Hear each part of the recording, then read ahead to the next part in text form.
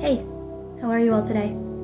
Let's get into the logical side of our brain with a meditation. I actually call it a critical thinking exercise. But with any kind of meditation, you always want to make sure that you feel supported by the breath, safe in your nervous system, safe in your heart space, and safe in your conscious mind. So you want to always start any sort of meditation practice, even a critical thinking meditation practice, with the breath. So sit in a quiet space or even lie down if lying down feels more safe to you in the moment.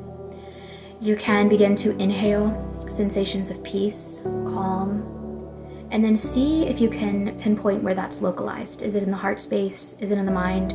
Is it in the body? Is it surrounding you like a warm blanket?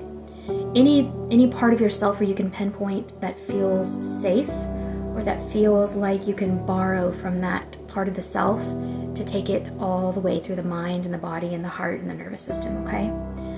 Feeling those sensations of peace, calm, gentleness, kindness, joy even, wherever it is that you feel most like yourself, okay?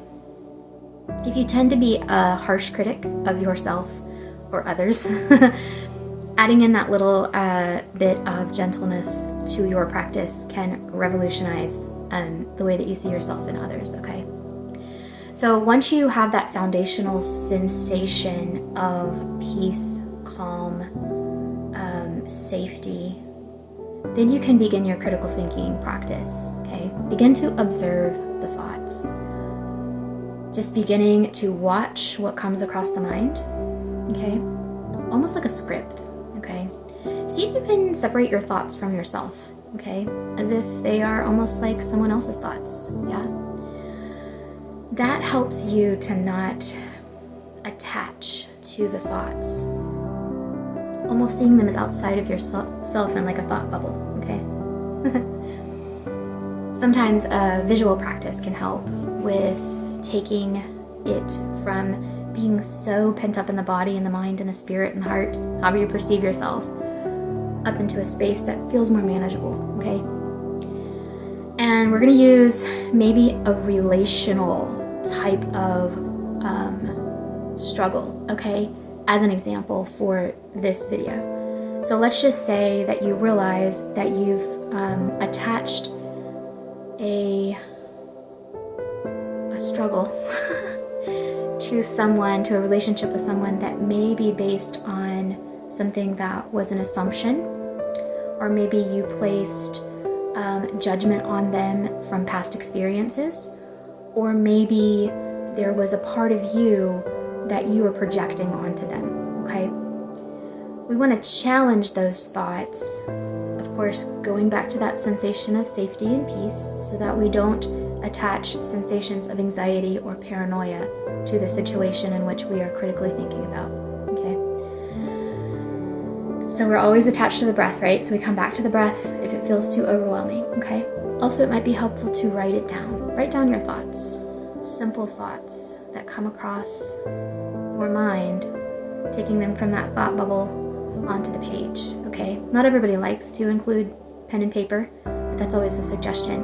It kind of helps to get it out of your person, right, and onto something that feels more manageable, okay? Especially if you have a lot of feeling pent up in the heart space or the body, okay? If you're somebody who throws your emotion into your body, then this is such a helpful practice to get that pent up energy out of the body, okay? So you may even be able to pinpoint where you've been throwing that emotion, maybe the upper back, maybe lower back, maybe the gut, you know. So as you do this, start to identify maybe places in the body too that are feeling or kind of harboring that emotion, okay? And getting it on the page, imagine that the energy is leaving the body as well. That pent-up anxiety or paranoia or whatever it is, yeah. So the third thing you want to do is, now that you can see it, okay, whether it's in your thought bubble, your vision up here, right, or whether it's on the page in front of you, begin to scroll through and challenge each thought that you've written down, okay?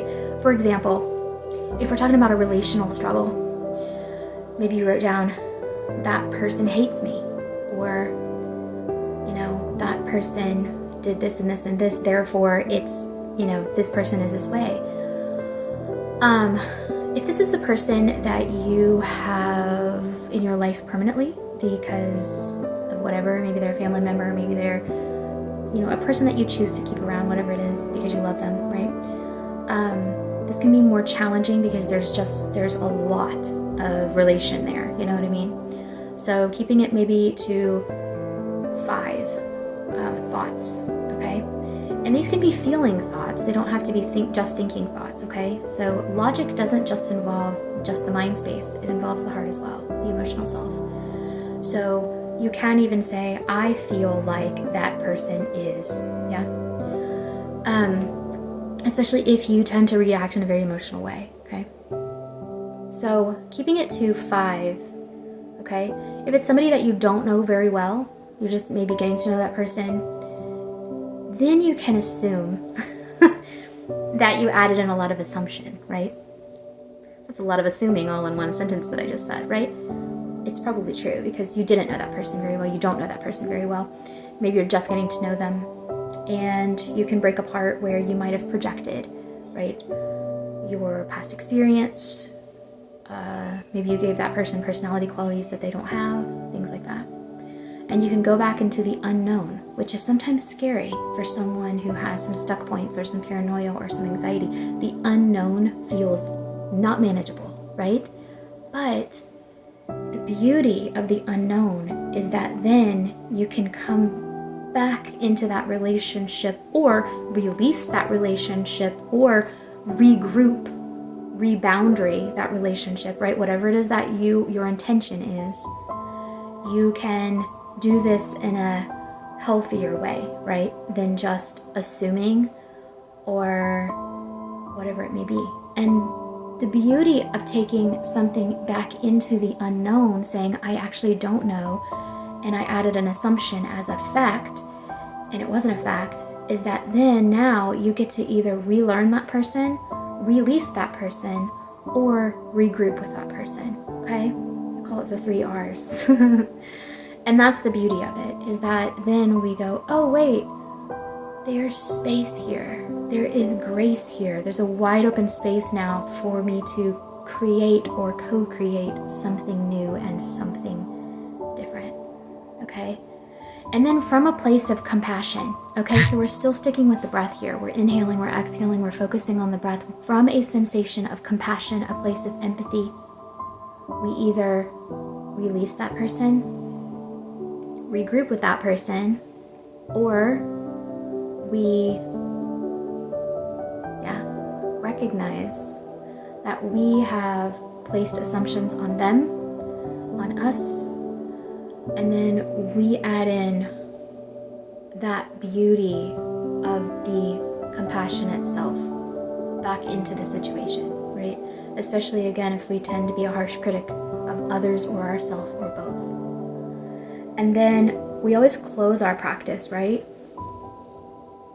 with that release of the breath, knowing that nothing is ever final. It just isn't. Things come back around, whether it be with that person or other people in our life. Things always come back around. So we invite that compassion, that safety, along with the inhale and the exhale. And then whether we're keeping them in our life or we're not, we release them to be themselves. We give them permission to be themselves. You know why? Because then we can make an educated decision on how we can love them, whether from afar, nearby, or somewhere in between. Remember, people that you keep around you in your circle of trust, that's who you're going to ultimately become, because we are mirrors of ourselves. Even if you are an independent person who doesn't tend to take on the qualities of others, we're still going to be like those who we keep around us. So, love them well, especially those people that are irreplaceable in our life for one reason or another. Maybe they just get us, or maybe you have a connection from way, way back. Yeah. Anyway, remember, you are worthy of love. You are worthy of all the compassion. You are worthy of empathy. You are worthy to be